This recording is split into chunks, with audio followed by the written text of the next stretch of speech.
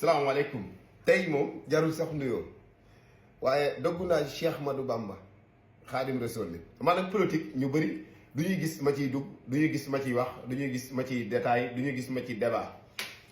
waaye Cheikh Ahmadou Bamba xam na ne Ousmane Sonko amel nga Sénégal njukkal maanaam bi ma xoolee image yi tey sama yaram dafa daw ba ëpp na xam naa nag lu mën a xew mooy ab soññaat xam naa sax jàmbaar nga ndaanaan nga gor nga garmi nga jaayantekat nga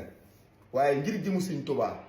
yoon wii nga tege ba ñu tege la fi ñu la teg na nga ko continuer man de wax dëgg yàlla du ma wax ci politique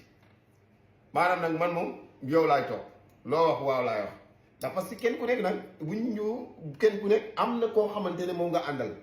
man même bu ma ko daan nëbbit xam nga politique moom des fois day toll foo xam ne du ñu mën a ñàkk a wax waaye tey bi ma gisee